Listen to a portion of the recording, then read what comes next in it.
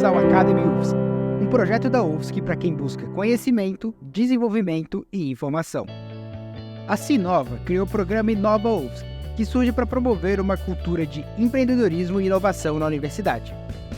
Dentro de Inova UFSC, o Academy é um programa do Departamento de Ciências da Administração, focado na sensibilização para a inovação e o empreendedorismo. Nosso objetivo não é apenas preparar aqueles que desejam abrir seu próprio negócio, mas também desenvolver competências voltadas à criatividade e à inovação. Oferecemos workshops, mentorias, capacitações e visitas técnicas para aproximar o aluno de ambientes inovadores e profissionais capacitados. Estamos profundamente conectados com o ecossistema inovador de Santa Catarina, criando pontes entre a universidade e o mercado. Participe das atividades promovidas pelo Academy UFSC e seja parte de uma comunidade que está moldando o futuro da inovação. Academy UFSC. Inovação e empreendedorismo para todos. Olá a todos, sejam muito bem-vindos a mais um episódio aqui do nosso podcast Academy Convida. Hoje a gente está já no nosso 5º episódio e temos um convidado muito especial. Esse convidado é o Agenor Júnior. Então, Agenor, já começo logo de cara te agradecendo aí a presença. E, pessoal, como em todo podcast, a gente sempre gosta de agradecer os parceiros, essas pessoas que fizeram a gente conseguir trazer esse projeto à tona, não só os membros aqui do Academy UFSC, mas também a Sinova, que é a Secretaria de Inovação da UFSC, o Sebrae Santa Catarina, que dá vários apoios em relação a contatos, aos nossos treinamentos, também ao Departamento de Ciências da Administração e ao INPEAL, que aí apoiou a gente em relação à estrutura de materiais, de estúdio, e hoje a gente está aí estreando um novo formato, que é o formato online. Quem sabe a gente consegue até dar uma expandida no perfil de convidados aqui. Mas, Agenor, olha, é até interessante ver aí a tua trajetória, porque o Agenor, como a nossa última convidada, a Simone, está há muitos anos, aí, mais de 20 anos na mesma empresa. Então, o Agenor está há 25 anos na Digitro Tecnologia, uma empresa aqui de Floripa, uma empresa catarinense de tecnologia que já está há muito tempo aí no mercado, foi uma das pioneiras, né, da nossa Ilha do Silício. Ele atualmente está como gerente de produto e inovação, tem aí um background de engenharia elétrica e eletrônica, e está na linha de frente, está aí diretamente nessa linha de inovação catarinense, que é tão falada Brasil afora, e às vezes até mundo afora, né? E tem uma expertise em grandes áreas, que acho que é muito interessante a gente falar aqui, que agora estão chegando para o grande público, mas que eu tenho certeza que o Agenor já conhece há muitos anos, que é, por exemplo, a inteligência artificial, né? Então acho que vai ser um papo muito legal para a gente se debruçar sobre, para entender como que o mercado e como que a gente aqui em Santa Catarina está pegando essa tendência mundial, está produtificando e conseguindo entregar para o cliente, né? Então, Agenor, mais uma vez, muito obrigado aí por aceitar o papo. Obrigado, Gustavo, pelo convite. É muito bom estar aqui compartilhando com vocês um pouco do que a gente está fazendo, nossa experiência, e poder aí ajudar as pessoas que nos assistem, né, a como evoluir na sua carreira. Então, mais uma vez, obrigado, Gustavo. Legal. E, Agenor, eu queria, assim, antes de entrar de fato ali sobre como que é na Digitro, como que tu está trabalhando hoje em dia, eu queria entender, assim, no aspecto pessoal, como que foi tua relação com tecnologia? Porque, lógico, tu fez engenharia elétrica e eletrônica, mas como que foi lá, como que surgiu esse interesse lá do começo? Sim. Eu, antes de pensar em engenharia, eu já tinha uma visão de querer fazer a famosa escola técnica, né? Sempre fui muito ligado à eletrônica. Tenho, na minha família, algumas pessoas que trabalham nessa área há muito tempo, na parte de elétrica, principalmente, e sempre fui muito ligado a equipamentos, a ver como as coisas funcionam, né? A gente já tem isso, cada um tem o seu perfil. Então, entrei na escola técnica, fiz escola técnica, e cada vez mais fui ficando mais interessado no assunto, não só na parte de software quanto hardware também. E aí depois, digamos assim, foi uma escolha natural continuar os estudos aí sim com engenharia, né, na parte de engenharia elétrica. E aí a própria universidade, a instituição, faz com que a gente consiga se aproximar de empresas, e aí entrei já com estágio durante o curso de graduação e fui seguindo, né, conseguindo seguir aí o curso de graduação e o estágio, e entrei no mercado de trabalho já com uma certa experiência, um certo background que o estágio propicia. Eu sou muito adepto ao estágio e gosto muito de programas de estágio nas empresas. Legal, é bastante interessante esse aprendizado prático, né? E Sim. até é algo que é um dos pilares ali da UFSC, isso é bem interessante. Mas e aí, depois disso, como que tu foi cair na Digistro, assim, cara? Como que tu foi cair na Digistro e principalmente na área de produto e inovação? Porque eu sei que não foi a primeira área que tu entrou na empresa, né? Não, não. Eu entrei na Distro ainda, como falei, né, num programa que a Distro tem de chamar estagiários, um programa que é regular, todo ano tem isso. Então eu me Uhum. inscrevi, fui chamado, fiz entrevistas, entrei, isso foi em 2000. E eu entrei, dependendo ali do perfil, eles colocam a pessoa em determinada área. Eu entrei na área de documentação. Eu entrei na parte de documentação. E nessa parte de documentação você começa a conhecer os produtos para poder escrever sobre eles, né? Então, é, naturalmente eu fui para uma área de projetos de pré-venda logo na sequência, ainda como estagiário. Então, saí da parte de documentação e fui trabalhar em projetos de pré-venda, que são projetos comerciais. Isso cresceu, a gente acabou concluindo a graduação e foi contratado então como engenheiro de pré-vendas, trabalhando então na criação de projetos para clientes. E aí foi muito interessante que eu comecei a ter que me deparar com algo que eu não esperava na carreira, que é um contato com clientes diário, não só em levantamento de requisitos, mas também para entendimento de demanda, construção de propostas. Eu comecei a desenvolver um lado mais comercial, né? Que é natural na nossa vida profissional. A evolução muito se dá por contato com o mercado, com o cliente final. E aí, nesse desenvolvimento, eu acabei seguindo uma carreira, digamos assim, mais comercial. Cheguei a gerente comercial da empresa, na parte de uma venda técnica, né? Depois disso, o próprio trabalho comercial fez com que a gente visse o concorrente, visse o que o mercado entrega, as propostas dos nossos concorrentes, os projetos que competiam conosco. Isso me fez criar uma certa bagagem para não só avaliar o nosso produto, como também avaliar os nossos concorrentes.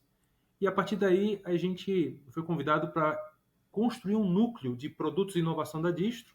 Esse núcleo, ele nasceu principalmente numa visão de investigar o mercado, definir o gap, né, dos nossos produtos em relação ao que o mercado oferece, construção de uma proposta de valor para os produtos, isso é muito importante. Se tem muito, Gustavo, uma ideia, né, de que a inovação é algo que é uma pessoa que tem uma visão fora do comum, né, pensa fora da caixa, então é inovação.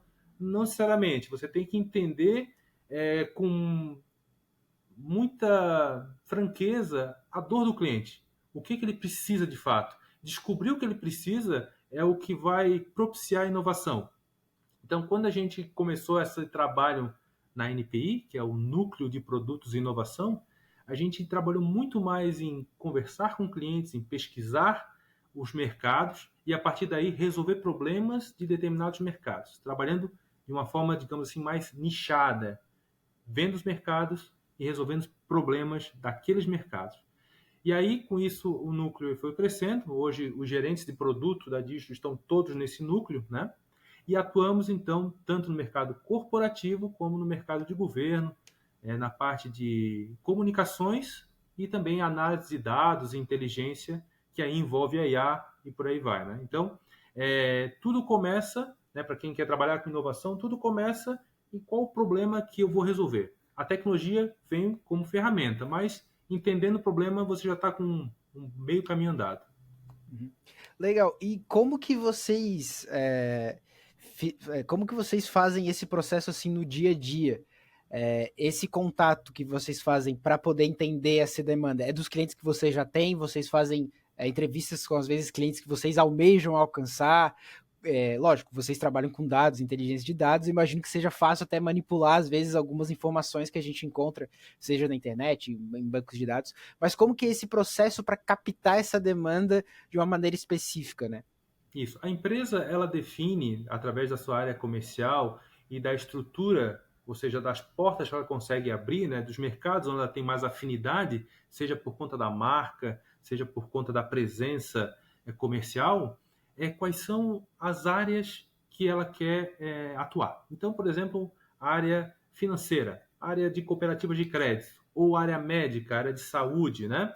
E a partir daí a gente vai na base de clientes que atuam naquela área. Então o trabalho sempre começa com um interesse comercial, a partir daí a gente vai para a nossa base de clientes e trabalha próximos a eles. Esse trabalho ele tem como, digamos, início um acordo de cooperação técnica. A gente começa por aí, tá? Então o cliente ele se dispõe a nos explicar isso isso também é um custo para ele. Ele tem que ter tempo, pessoas. Então, a partir do momento que ele se coloca à disposição para explicar a situação da sua operação, para colocar os principais problemas que ele possui e como a gente poderia trabalhar em conjunto, a gente define, então, com o cliente o problema. Como assim definir o problema, né, Gustavo? Às vezes, você chega para um cliente e pergunta o que você precisa. Ele vem com uma proposta de solução que ele entende ser a melhor para um problema que você nem conhece direito ainda, você, o outro lado, né? Uhum. Então, a gente tenta filtrar isso para identificar o problema, clarear o problema com o cliente, esclarecer qual é o problema, e a partir daí, sim, com ideias dele e com nossas ideias, a gente começa a construir uma solução. Essa solução, ela pode envolver produto mais serviço, enfim. E aí, isso entrando numa esteira de desenvolvimento, esse protótipo é colocado para uso desse cliente específico ou desses clientes, dentro desse acordo de cooperação técnica. Então, existe não só custos do lado do cliente, mas também nossos em desenvolver e criar essa tecnologia. E a partir do momento que isso começa a criar corpo, ou seja, de fato eu trouxe um benefício, eu resolvi um problema, eu reduzi um tempo operacional dele, isso nasce um produto. E aí nasce um produto não no sentido de um software ou um hardware, nasce um produto, uma proposta de valor, eu sei qual o benefício que estou entregando, nasce um discurso comercial, eu sei como vender esse produto, qual o benefício que eu entrego, e nasce de fato a tecnologia. Então, o nosso caminho para a construção da inovação se dá dessa forma. Né? Existe, claro, um outro caminho, que é o caminho onde o meu concorrente acaba criando essa necessidade. Ele construiu algo, ele vendeu essa necessidade para o mercado e eu tenho que entregar algo similar também.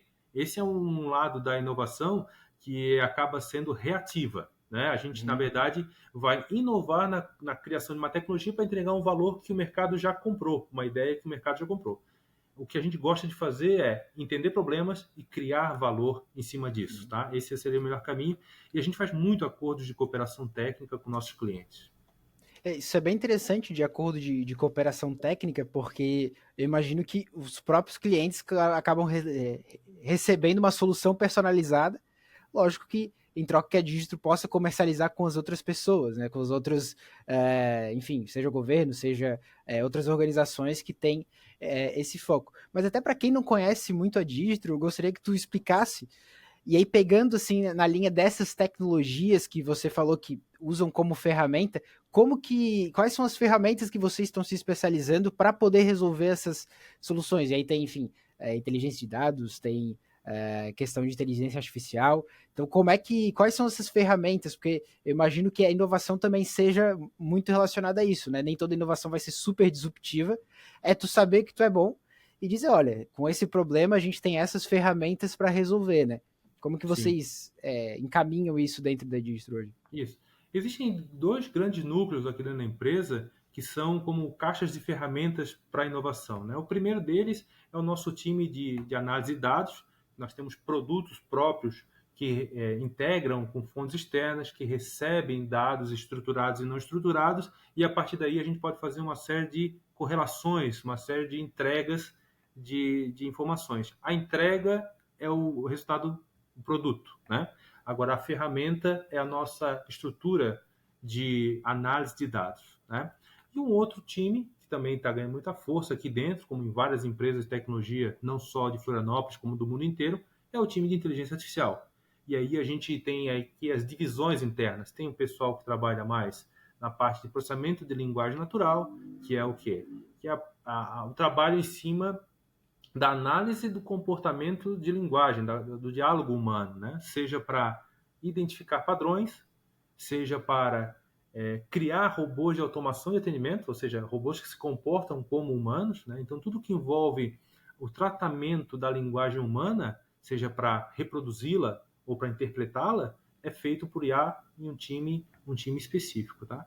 E existem outros times que trabalham em cima de análise de imagens, análises de informações que estão muito além da não estruturada, ou seja, não são nem textuais, são informações a partir de imagem e de outras fontes, e aí sim buscando a detecção de padrões, buscando a obtenção da informação que é subjetiva dentro de uma grande massa de dados, coisas que o humano precisaria de muito tempo para poder correlacionar, a IA entrega essa correlação ou essa grande probabilidade de correlação entre determinados dados para que o analista tenha a sua vida mais facilitada. Então, esse, digamos assim, é parte do insumo. Fora isso, nós temos todo um time que é o nosso, digamos assim, carro-chefe, né? A Digio tem muito know-how na parte de comunicação de voz, a parte de comunicação de vídeo, comunicação em tempo real, né? Então a gente tem todo um time também que entrega uma infraestrutura para o tráfego de voz em diversas mídias, né? E vídeo também. Então, assim, essa casa ela tem esses 3 pilares que a gente vem trabalhando para a busca de produtos. Agora, nós não nos limitamos a isso, né? Nós entramos agora, Gustavo, por exemplo, esse ano foi lançado o nosso produto de saúde. A Distro entrou no mercado de saúde. Então temos um produto chamado Lica, que foge totalmente do que a gente falou aqui com base em, digamos assim, portfólio, né? Consumindo sim recursos do que a gente falou aqui de pilares, né? Mas entregando uma proposta de valor muito diferente. A ideia é dar uma qualidade de vida melhor a pessoas que precisam de cuidados especiais. Então, um acompanhamento, uma aplicação software que auxilie no acompanhamento de pessoas, obtendo dados de sensores, obtendo dados de informações que são alimentadas por cuidadores, por exemplo, e a partir daí apoiar na tomada de decisão sobre a evolução daquele paciente. É algo muito interessante, até porque nós todos sabemos que a pirâmide etária brasileira está mudando, né? A gente deixou de ser um país jovem, estamos envelhecendo, então cada vez mais o que a gente chama como terceira idade, né? vai ser o público, digamos assim, preponderante no mercado e, portanto, demanda de aplicações desse tipo. Então, nós estamos buscando novos horizontes, saindo do portfólio tradicional, e esse projeto de saúde é um exemplo disso. E é muito legal ver pegar essa tendência tecnológica e conseguir conectar com as demandas que às vezes, como isso da terceira idade, não é uma demanda direta que às vezes um cliente vai poder dizer para vocês, mas uma informação, uma coisa externa, que aí sim uma inovação um pouco mais disruptiva, né? Então é legal ver como esse equilíbrio, né? Então conseguir ter essas incrementações de produtos ou poder ter novas funcionalidades no produto, mas ou criar um produto totalmente diferente. Isso andar junto, acho que é um grande desafio para as organizações no geral, né? Então conseguir fazer com que esses dois sejam criados ao mesmo tempo. Às vezes não é nem uma questão de pessoas, uma questão de filosofia mesmo, de olhar para esses dois ao mesmo tempo, né? Sim, e o nosso desafio, Gustavo, é o seguinte: quando você tem uma empresa, 47 anos, que tem clientes sólidos, uma estrutura sólida em mercados consolidados, né? Fazer esse grande transatlântico mudar um pouco de rota é bastante difícil, né?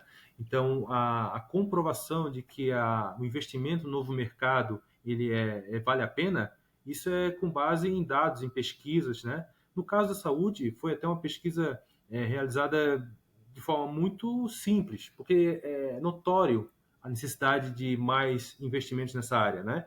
Mas nosso trabalho do dia a dia é esse também, é olhar um pouco para fora, né, o que o mercado demanda e a partir desse mercado identificar aí possíveis problemas que a gente pode ajudar a resolver. E essa é uma lição bem legal, porque além de tu se preocupar com o aspecto técnico da inovação, de fazer um produto certo, tem que saber vender aquilo dentro da empresa, né? Perfeito. Principalmente se... então, pensando numa pessoa que, enfim, da minha idade, que está entrando na empresa agora, às vezes tem uma ideia, você tem que saber se preparar, estudar o mercado, para que a diretoria, ou enfim, o tomador de decisão ali consiga comprar essa ideia junto contigo, né? Bem interessante isso. Exatamente, Gustavo. Um ponto importante, às vezes as pessoas se frustram porque elas se apaixonaram pela tecnologia, a partir da tecnologia elas criaram um produto, digamos assim, estimando que aquela dor existe. Então elas partiram da tecnologia fizeram um produto, e o produto resolve um problema que elas acham que existe. E aí essa ideia acaba não vingando, porque o mercado, ele é, digamos assim, ele é verdadeiro. Ele vai comprar ou não vai comprar, né? E a partir do momento que aquilo não evolui, cria-se uma frustração. Agora, deve-se sim manter essa paixão por tecnologia, isso é ótimo, tá? Mas encarar a tecnologia como uma ferramenta que vai resolver o problema. O grande desafio, e isso vale para grandes empresas e pequenas empresas, qual é o problema que o meu cliente botaria a mão do bolso para resolver? É essa que é a questão. Qual o problema que o meu cliente botaria a mão no bolso para resolver? A partir daí, identificado isso, avalia-se a tecnologia. E aí, medindo esforço, medindo investimento e o índice de retorno que eu vou ter com aquilo. Né? Aquilo tem que, no fundo, eu tenho que transformar tecnologia em dinheiro. Eu tenho que remunerar todo mundo de forma adequada. Então, é esse que é o grande segredo e eu acho que não se deve abrir mão do sonho ou dos ideais que a gente tem com relação à pesquisa e tecnologia, mas sempre pensando que no final das contas aquilo tem que virar uma receita. Até porque uma nova ideia é só uma invenção, né? Para virar inovação, ela tem que de fato ir ao mercado, ser comprovada, Sim. porque senão ela é só uma invenção, uma mera invenção, que A gente acaba teve não. até um caso recente, né? Tivemos tempos atrás a questão do metaverso. Não sei se você acompanha, provavelmente Claro. acompanha. Até É. teve uma grande companhia de classe mundial que o nome mudou. O Aham. nome dela é Meta, muito por conta disso. É uma solução extremamente, uma tecnologia extremamente encantadora. O metaverso é uma tecnologia encantadora, né?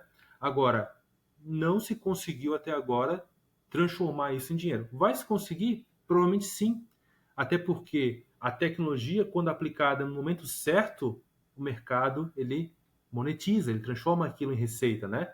Mas a paixão pela tecnologia pode fazer com que se façam investimentos grandes, e aquilo acabe sendo frustrado mais à frente. Então, encaixar as coisas no momento certo, quando o mercado está preparado para adquirir o produto. Para você ter uma ideia, Gustavo, lá atrás, eu estou falando isso em 2006, 2007, a Digit lançou a ideia de uma plataforma de comunicação SaaS, uma comunicação baseada na internet como serviço. Nossa, aquilo ali foi inovador, nós investimos e lançamos isso. Mas o mercado não estava pronto naquele momento. A infraestrutura brasileira não estava pronta, o cliente não entendia aquilo, e hoje isso Uhum. o dia a dia, né? As comunicações em serviços, como a gente está usando aqui. Então, tem que se pensar na tecnologia e no mercado que vai monetizar, transformar aquilo em receita. Uhum. E no timing, né? No Time do mercado. acertar o time do mercado. Exato. E como que vocês, ou até você mais pessoalmente, né? Acho que falar em nome da Digitro às vezes é impossível, porque é uma organização gigante e viva, mas como que tu enxerga essa questão da inteligência artificial? Porque, lógico, a inteligência artificial vem sido muito falada agora nos últimos, vamos botar, 3 anos, ou pós-pandemia, né? Mas é algo que já existe há algum tempo. A gente tem até, enfim, livros sobre isso. Tem um livro Super Inteligência, não sei se você já ouviu falar, do Nick Bostrom, que mostra todo o histórico da inteligência artificial há muitos anos. Sim.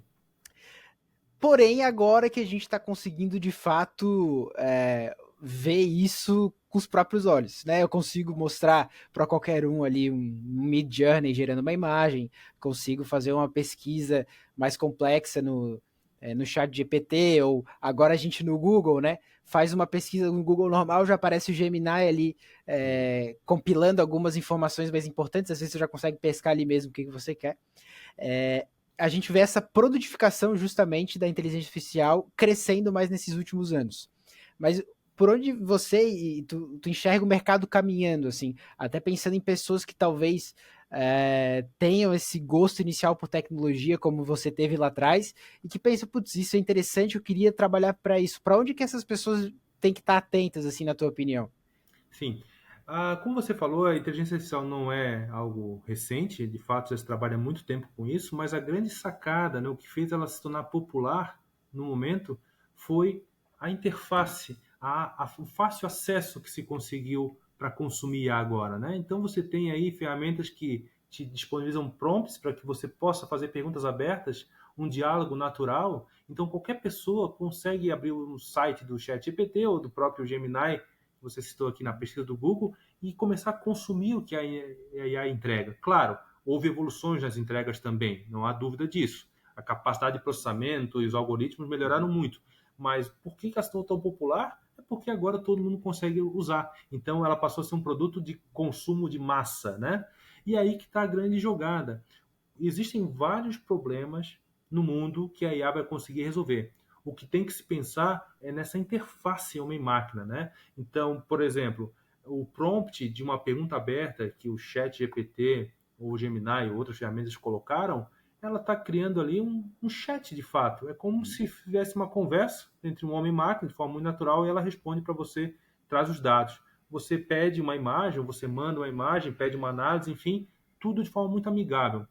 Agora, como eu vou colocar isso no dia a dia de diversas aplicações? Como é que eu posso automatizar processos entre uma máquina entregando dados para uma IA, essa IA processando, entregando resultados para um outro sistema? Então, essa interligação é algo que vai permitir popularizar dentro do mercado o consumo da IA. E aí se tem outros aspectos, que é a dependência da IA. A IA é um serviço provido por grandes players. Então você cria um produto em cima daquele serviço, você também cria uma dependência da tua operação com relação àquilo, né? Então há de se pensar em interface e também em uma estrutura que proteja o teu negócio. Então, eu estou criando algo que depende de um determinado fornecedor, como é que eu faço para poder consumir outras tecnologias de IA? Ela é acoplável a outros sistemas, né? Daqui a pouco, e já existem, inclusive, algoritmos open source que você pode rodar dentro dos sistemas próprios, trazer isso para dentro da sua empresa. Será que aquilo já te entrega o resultado que você precisa? Então, transformar a inteligência artificial em negócio, trazer ela para um ambiente onde tenha uma entrada, uma saída, um ambiente de gestão daquilo e um controle para que aquilo atue da forma como você especificou, tá? Mas é só o começo de uma jornada. A IA ela ainda tem muita entrega a ser feita, tem muito problema a ser resolvido com ela, né? Então, o horizonte de investimentos, o horizonte de estudo, ele ainda é muito grande. É um mercado muito interessante para quem quer se especializar na área. A própria Digio tem vagas abertas para quem quer trabalhar com inteligência artificial. Várias empresas da região têm. Então, é muito interessante o que está se criando aqui, a estrada que está surgindo para quem trabalha com tecnologia. Os horizontes de inovação, eles acabaram criando uma outra proporção, porque aquele assunto do início da nossa conversa, né? Encontrar um problema e resolvê-lo.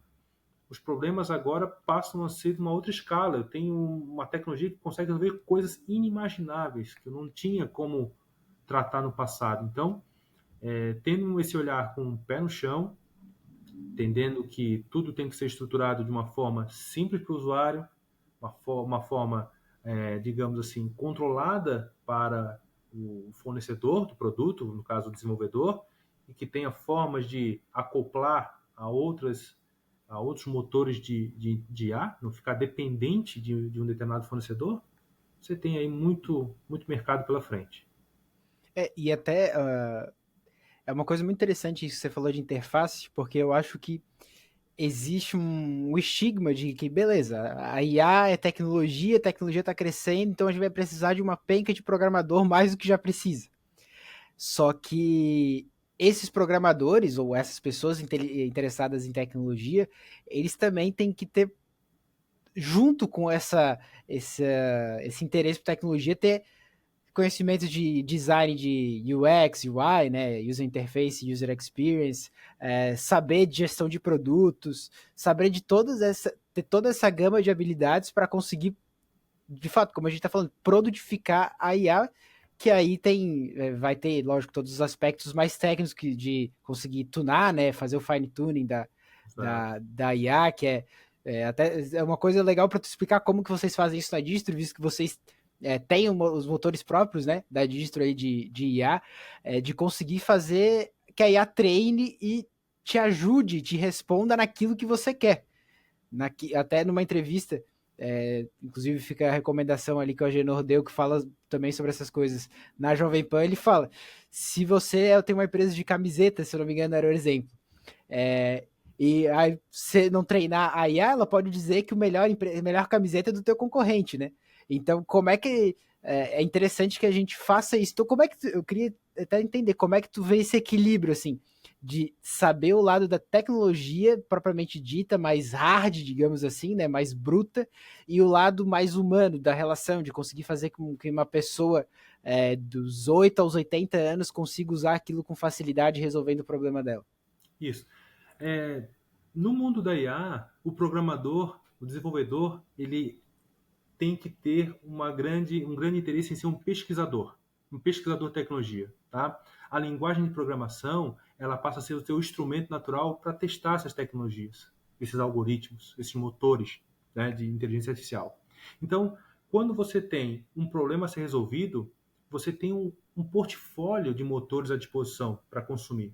E dependendo de como você vai aplicar aquilo, você pode trazer um resultado melhor ou pior para aquele problema que você quer resolver, né? Então, quando a gente conversou lá e falou sobre a camiseta, a gente estava falando uma coisa muito simples, né? Eu tenho aqui uma automação de atendimento, uma inteligência artificial que atende meus clientes, né? Só que quando eu construí isso, eu não me atentei a aspectos sobre o escopo da resposta, sobre a linguagem, né? Se eu vou permitir uma linguagem mais aberta ou se vou restringir o diálogo para um diálogo mais fechado, e acabei tornando tudo muito simples na hora de desenvolver. Mas eu entreguei uma inteligência artificial que respondia de forma muito sincera a qualquer pergunta, né? Então a gente deu esse exemplo que, poxa, ele vai acabar respondendo que o teu concorrente tem um produto melhor que o teu. Mas a ideia que é, não é apenas saber desenvolver, conhecer alguns algoritmos e aplicar isso, longe disso. É um pesquisador que vai utilizar-se do conhecimento em programação para realizar testes em modelos e tentar obter aí o melhor resultado para aquele problema que ele quer resolver, tá? É, existe hoje, dentro da empresa, como eu falei, um time de arquitetura, né? A arquitetura seria o quê? Seria a forma de aplicar essas tecnologias para que aquilo possa servir de base para o produto. Seria o motor do produto, né? Então, esse time, ele trabalha pesquisando algoritmos de diversos fornecedores, de diversos da comunidade em geral, né, comunidade de tecnologia, mas é um trabalho que envolve, claro, uma experiência grande em programação, mas é muito focado no dia a dia de tentar, errar, voltar, conseguir um resultado melhor, tentar de novo. É um trabalho, às vezes, um pouco maçante, desgastante, mas é necessário. O profissional tem que ser um pesquisador, tá? Legal. E agora falando assim, até para a gente já encerrar aqui a nossa conversa, eu queria se tu tivesse assim uma dica para alguém um aluno da UFSC, vamos colocar, aluno ou aluna da UFSC que está se interessando por isso e quer começar a sair desse conhecimento geral, digamos assim, de um curioso de IA para realmente estudar e conseguir entender essas ferramentas para quem sabe se inserir no mercado de trabalho. Por onde tu começaria, assim? Não sei se tu tem cursos, se tem sites, livros, acho que livros é até mais difícil, porque são uma coisa tão que vai mudando tão rápido, né? Às vezes os livros já ficam mal datados, enfim, logo rapidamente. Mas como é que tu começaria, assim, dando uma dica, dando um conselho aí para um jovem que está tentando entrar nessa área? Primeiro, ele tem que verificar qual é o objetivo dentro da área, né? Qual é o objetivo dele? Ele quer ser desenvolvedor de tecnologia, ele quer ser um bom gerente de produtos que conheça a tecnologia para transformar isso em resultado, né? Então, dependendo da camada da tecnologia que ele vai trabalhar, ele tem um segmento para estudo, né? Então, o que envolve, por exemplo, na parte de gestão de produtos, que envolve existem cursos especializados já em gerência de projetos, gerência de produtos, melhor dizendo, com IA. Eu recomendo a PMI3, que eu até também tenho certificação na PMI3. A PMI3 é uma instituição nova, recente, né, que trabalha nessa parte desse produto e tem uma série de cursos voltados às diversas fases de uma carreira de gerente de produto, que é um mercado em ascensão. Tá? Quando a gente fala que a IA está crescendo e vai, digamos assim, ocupar espaços no mercado de trabalho, muitas pessoas entendem que podem perder seu posto de trabalho por conta da IA, tudo se deve ao fato de que é o gerente de produto que identifica essas dores e transforma a IA em produto. Então, ele será um dos culpados por essa ocupação do mercado. Não necessariamente o desenvolvedor, mas quem cria, quem especifica o produto. É um mercado muito promissor, tá? E na parte de desenvolvimento, claro, além de conhecer muito de Python, de linguagens de programação ou de tratamento de grande massa de dados, existem aqui alguns cursos. A Unicamp tem vários cursos, alguns pagos, outros não. né, para certificação nessa área, e aí realmente é para quem desenvolve software, para quem quer desenvolver tecnologia, e como você falou, Gustavo, é algo muito mutante, então um livro ele pode te dar a base, mas você tem que estar sempre buscando um material online, porque a coisa muda muito rápido, então a Unicamp tem muitos cursos, a própria PUC, né? E eu entendo que a UFSC também está se desenvolvendo muito nesse aspecto, está próximo desses profissionais, desses professores que hoje já ministram isso dentro da instituição, para poder evoluir nessa carreira, tá? Legal, então, Agenor, muito obrigado, e sim pelas dicas, pelo insight. Eu acho que daria para a gente ficar horas e horas e horas conversando. Até espero que a gente consiga ter outros papos, quem sabe, atualizando das novidades, né, em Sim. relação ao mundo de inteligência artificial. Lógico, queria agradecer e também deixar o espaço. Não sei se tu quer divulgar alguma coisa da própria Digitro, as vagas que tu falou, onde que o pessoal pode ir atrás, ou enfim, tua rede social, alguma coisa assim nesse sentido. Sim, deixa o convite, né, para os estudantes da UFSC, para quem quer seguir uma carreira de desenvolvimento de software, a Distro tem espaço para áreas de inteligência artificial, desenvolvimento de software, né, uma empresa catarinense muito próxima aqui da ilha, né, no lado continental. Temos aqui áreas de desenvolvimento, como eu falei, na parte de IA, na parte de análise de dados, também na parte de comunicação em tempo real. Então, existe aqui muito espaço para crescimento. Tá? Com relação aos meus contatos, né, eu tenho aqui o meu LinkedIn, depois eu até posso passar para você ali, Gustavo, se você vai publicar, eu Tá aqui passo o na meu LinkedIn descrição, para a gente pessoal. deixar o Pode link. deixar que a gente coloca. Exatamente, tá? É. E estamos à disposição para conversar quando você achar necessário. Fechou. Obrigado, muito obrigado mais uma vez, Agenor. Obrigado a todo mundo que tá aí acompanhando a gente na nossa conversa. Só reiterar ali os agradecimentos, né? Especialmente ao meu pai, que fez aí o ponte. Meu pai trabalha aí na Digito também como Agenor, então agradecer aí por ter feito esse contato. Também agradecer aí aos professores que estão aqui no Academy, então, professor Andressa, Anne, Gabriela, Ricardo, Solange. Agradecer a Daniela e a Rafaela, que também fazem parte aqui do time do Academy UFSC. E aí, reiterando sempre nossa parceria com o Sebrae, né, o apoio do Sinova e do Centro de Ciências da Administração. Então, pessoal, não se esqueçam aí de deixar o like. Quem está ouvindo no Spotify, se puder fazer a avaliação, dar ali 5 estrelas para gente. Comentem e compartilhem para quem você acha que talvez tenha interesse nessa área, tem interesse em aprender sobre IA, ou quem é curioso sobre essa questão, para poder entender como que Santa Catarina, como que a gente aqui do nosso lado, acho que quem passa na Via Expressa olha para a direita ali, aquele prédio grande, agora vai saber que é a Distro, o que está acontecendo ali, né? Então, né, compartilhe o que a gente conseguiu trazer bastante ideias e bastante insights de como isso acontece, né? Como que são os bastidores da IA aqui no estado. Então, mais uma vez, obrigado a Genor, e a quem está assistindo, nos vemos no próximo Academy Convida. Obrigado, Gustavo.